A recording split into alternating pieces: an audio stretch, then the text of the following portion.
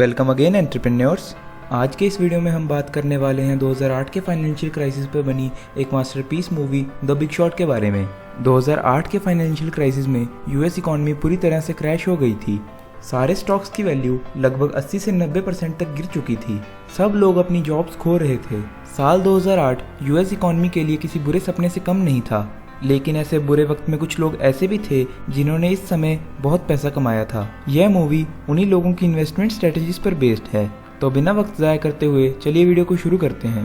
1996 के साल में यूएस इकॉनमी में .com बूम चल रहा था, जिसमें टेक्नोलॉजी कंपनीज के दाम बहुत तेजी से बढ़ रहे थे। 2002 के आते आते शेयर्स के दाम अपनी फेयर वैल्यू से बहुत ज़्यादा बढ़ चुके थे, जिस कारण .com बबल 2002 में बर्स्ट हो गया और सारे शेयर्स के दाम जमीन पर आ गए। इन्वेस्टर्स अपना पैसा स्टॉक मार्केट से बाहर निकालने लगे। उस समय बैंक्स भी 1 से 2% का ही इंटरेस्ट रेट दे रही थी, इसलिए लोग अपना पैसा बैंक में भी नहीं रखना चाहते थे। इन्वेस्टर्स एक अच्छी इन्वेस्टमेंट की तलाश में थे और उसी टाइम रियल एस्टेट के प्राइसेस बहुत तेजी से बढ़ रहे थे और यूएस गवर्नमेंट भी लोगों को घर खरीदने के लिए प्रमोट कर रही थी। अब क्योंकि इंटरेस्ट रेट्स कम थे, इसलिए लोग बैंक से लोन लेकर घर खरीदने लगे, जिस कारण घरों की डिमांड बढ़ गई। घरों की डिमांड बढ़ने के कारण घरों के प्राइस बहुत तेजी से बढ़ रहे थे। इसी कारण इन्वेस्टर्स भी अपना पैसा रियल एस्टेट कंपनीज में इन्वेस्ट करने लगे और इसी टाइम इकॉनमी में आई हुई तेजी का फायदा इन्वेस्टमेंट बैंक्स भी लेना चाहती थी। अब समझते हैं आखिर इन्वेस्टमेंट बैंक होता क्या है। इन्वेस्टमेंट बैंक एक ऐसी कंपनी होती है जो दो बिजनेस पार्टीज के बीच फाइनेंशियल एक्टिविटीज को मीडिएट करवाती है। इन्वेस्टमेंट बैंक्स कंपनीज को इन्वेस्टर से फंड रेज करने में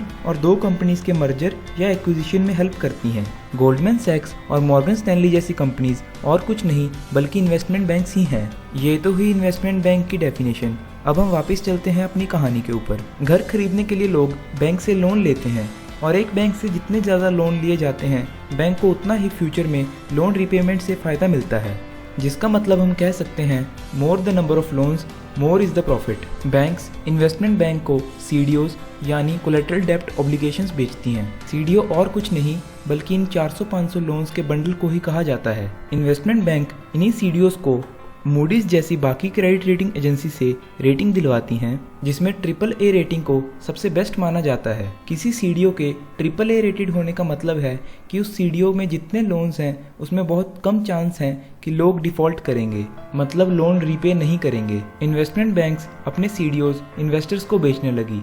अब क्योंकि बैंक अपने लोन्स इन्वेस्टमेंट बैंक को बेच रही थी और लोन्स रीपे हों या ना हो, इससे बैंक को कोई नुकसान होने वाला नहीं था। और क्योंकि इन्वेस्टमेंट बैंक सीडीओज को इन्वेस्टर्स को बेच रही थी, इसलिए इन्वेस्टमेंट बैंक्स को भी कोई नुकसान होने वाला नहीं था। यानी कि अगर बैंक्स किसी ऐसे बंदे को लोन दें जो उसे रीपे करने के कैपेबल नहीं है, तो ना तो बैंक्स को कोई नुकसान होगा, ना ही इन्वेस्टमेंट बैंक्स को नुकसान होगा, तो सिर्फ इन्वेस्टर्स का। इसलिए अब बैंक उन लोगों को भी लोन देने लगी जो उन्हें रीपे करने के लिए फाइनेंशियली कैपेबल नहीं थे और ज़्यादा से ज़्यादा सीडीओज इन्वेस्टमेंट बैंक्स को बेचने लगी ताकि उन्हें ज़्यादा से ज़्यादा प्रॉफिट हो। ज़्यादा प्रॉफिट कमाने के चक्कर में इन्वेस्टमेंट बैंक भी क्रेडिट रेटिंग एजेंसी को पैसे देकर अपने सीडीओज को AAA रेटेड करवाने लगी। अब मैक्सिमम सीडीओज AAA रेटेड ही थे, जिससे ज़्यादा से ज़्यादा इन्वेस्टर्स सीडीओज में इन्वेस्ट करें। सिंपल भाषा में कहें तो बैंक बिना लोगों का फाइनेंशियल बैकग्राउंड चेक करे उन्हें लोन बांटे जा रही थी, जिससे लोगों के डिफ़ॉल्ट करने के चांसेस बढ़ गए। सीडीओज के जरिए ये रिस्क बैंक इन्वेस्टमेंट बैंक को ट्रांसफ़र कर रही थी और इन्वेस्टमेंट बैंक यही रिस्क आगे इन्वेस्टर्स को ट्रांसफ़र कर रही थी। मतलब जो एक्चुअल में AAA रेटेड सीडीओज थे, उसमें ज़्यादातर लोन्स उन लोगों ने ले रखे थे जो उसे पे करने के कैपेबल ही नहीं है। ऐसे लोन को सब प्राइम लोन्स कहा जाता है। इसका मतलब जो AAA रेटेड सीडीओज थे वो कचरा थे। इस टाइम पे कुछ इंटेलिजेंट इन्वेस्टर्स ऐसे भी थे जिन्होंने अपनी रिसर्च से पता लगाया कि जिन सीडीओज को AAA रेटिंग मिली हुई है उनकी रेटिंग सही नहीं है और ऐसे सीडीओज अपनी फेयर वैल्यू से बहुत ज़्यादा ऊपर ट्रेड कर रहे हैं। अब जैसे हम अपनी कार का इंश्योरेंस करवाने के लिए प्रीमियम पे करते हैं, जिससे अगर कार का एक्सीडेंट होता है तो उसके नुकसान की भरपाई इंश्योरेंस कंपनी करती है, और अगर कार को कुछ नहीं होता है तो प्रीमियम के रूप में दिया हुआ पैसा इंश्योरेंस कंपनी का प्रॉफिट होता है। बिल्कुल उसी तरह उस टाइम पे यूएस की सबसे बड़ी इंश्योरेंस कंपनी AIG ने भी सीडीओज पर इंश्योरेंस देना शुरू कर दिया, क्योंकि AIG को लग रहा था कि सीडीओज के AAA रेटेड होने के कारण लोगों के होम लोन रिपे ना करने की पॉसिबिलिटी ज़ीरो है। सीडीओज पर मिलने वाले इंश्योरेंस को क्रेडिट डिफ़ॉल्ट स्वैप कहा जाता है, जिसका मतलब नाम से ही क्लियर है कि अगर किसी के डिफ़ॉल्ट करने के कारण सीडीओज की वैल्यू कम होती है तो तो इंश्योरेंस कंपनी उनको पैसा देगी। और इस इंश्योरेंस की खास बात थी कि इसको सीडीओ इन्वेस्टर के साथ साथ वो इन्वेस्टर भी खरीद सकते हैं जिन्होंने सीडीओज में इन्वेस्ट नहीं किया। इस सीडीएस का मतलब यह है कि अगर कोई इन सीडीएस को खरीदता है और बाय चांस सीडीएस की वैल्यू गिर जाती है तो एआईजी उन सीडीएस बायर्स को पे करेगी, लेकिन इसके बदले सीडीएस खरीदने वाले को एआईजी को प्रीमियम पे करना होगा। बैंक ने बोरोर्स को एडजस्टेबल रेट लोन्स पर लोन दिए थे, जिससे हर साल इंटरेस्ट रेट बढ़ता जाता है। लेकिन सब प्राइम बोरोर्स को इस बात की कोई जानकारी नहीं थी, क्योंकि बैंक ने उन्हें कुछ भी नहीं बताया था। और देखते ही देखते इंटरेस्ट रेट बहुत ज़्यादा बढ़ गया, और क्योंकि सब प्राइम बोरोर्स तो पहले से ही फाइनेंशियली वीक थे, तो वो ये लोन के बढ़ते इंटरेस्ट रेट को पे नहीं कर पा रहे थे, जिस कारण सब प्राइम बोरोर्स बैंक से लोन डिफॉल्ट करने लगे और बैंक को भी उनके घर बेचकर पैसा निकालना पड़ा। अब क्योंकि बहुत सारे लोग ऐसे थे जो फाइनेंशियली वीक थे और बैंक ने बिना कुछ सोचे समझे उनको लोन दे दिया था, इसलिए डिफॉल्ट करने वाले लोगों की गिनती बढ़ने लगी, जिससे बैंक उनके घर बेचकर लोन की रिकवरी करने लगी।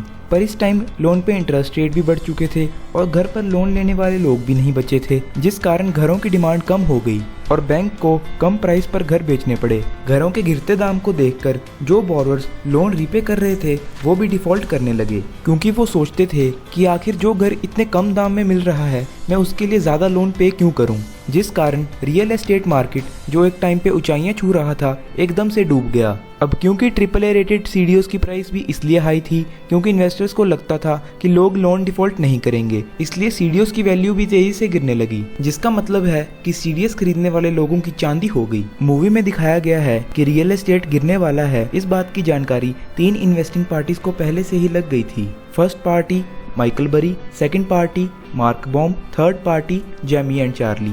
इन तीनों पार्टीज ने बहुत ज़्यादा अमाउंट में सीडीएस खरीदे थे, जिसका मतलब है इन्होंने हाउसिंग मार्केट के अगेंस्ट बेट किया था, जिसको हम फाइनेंस की भाषा में शॉर्ट करना भी कहते हैं। जिस टाइम हाउसिंग मार्केट गिर रहा था उस टाइम जिन लोगों ने सीडीएस खरीदे थे उनके पास प्रॉफिट कमाने के 2 तरीके थे। पहला तरीका था कि जब हाउसिंग मार्केट पूरी तरह से डूब जाए उस टाइम इंश्योरेंस कंपनी से इंश्योरेंस क्लेम करना, और दूसरा तरीका था कि किसी और बायर को इंश्योरेंस के अमाउंट से कम लेकिन भरे हुए प्रीमियम्स के अमाउंट से ज़्यादा के दाम पर सीडीएस को बेचा जाए। पहले ऑप्शन में रिस्क है क्योंकि बड़ी बड़ी कंपनीज के मुकाबले वो सब छोटे प्लेयर्स थे, और अगर कंपनीज उनको इंश्योरेंस पे करने से मना कर भी देती तो वो कुछ नहीं कर सकते थे, क्योंकि इतनी बड़ी कंपनीज के लॉयर्स से वो कोर्ट में लड़ना नहीं चाहते थे। इसलिए माइकल बरी और जेमी एंड चार्ली ने ऑप्शन सेकंड को चुनकर बहुत सारा प्रॉफिट कमाया। लेकिन मार्क बॉम को पता चलता है कि उसकी कंपनी जिस कंपनी की सब्सिडरी है उस कंपनी ने खुद बहुत सारे सीडीएस को बेच रखा है, और उस कंपनी का नाम था मॉर्गन स्टैनली।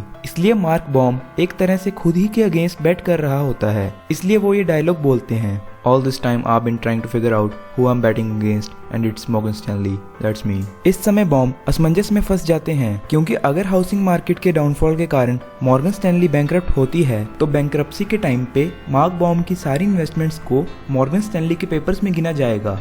इसका मतलब है कि अगर मार्क बॉम को पैसा कमाना है तो उन्हें मॉर्गन स्टैनली के बस्ट होने से पहले इंश्योरेंस को एग्जिट करके अपने सीडीएस के लिए एक बायर को ढूंढना होगा, जिसका मतलब है कि पहला ऑप्शन मतलब इंश्योरेंस का पूरा पैसा अवेल करना पॉसिबल नहीं था। इसलिए जब मॉर्गन स्टैनली का स्टॉक प्राइस गिर रहा होता है तो उनकी टीम का एक मेंबर विनी उन्हें कॉल पर समझाता है कि अगर बॉम ने अभी सीडीएस नहीं बेचे तो वो उन्हें कभी नहीं बेच पाएगा। बॉम को यह दुख होता है कि उसके कारण उसकी कंपनी के काफी एम्प्लॉय सड़क पर आ जाएंगे। मार्क बॉम बोलते हैं कि हर बार बड़ी कंपनीज के इस फ्रॉड के कारण आम लोग सड़क पर आ जाते हैं, लेकिन मजबूर होकर उन्हें अपने सीडीएस बेचने पड़ते हैं। लास्ट में मूवी में दिखाया जाता है कि इतने बड़े डिफॉल्ट करने के बाद भी कंपनीज को कोई सज़ा नहीं होती, और AIG जो कि लॉस में जा रही थी उसे US गवर्नमेंट ने खुद $85 बिलियन देकर बेल आउट किया। नुकसान होता है तो सिर्फ आम लोगों का।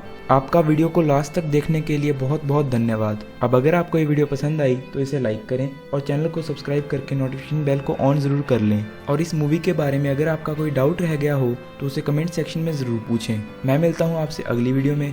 धन्यवाद।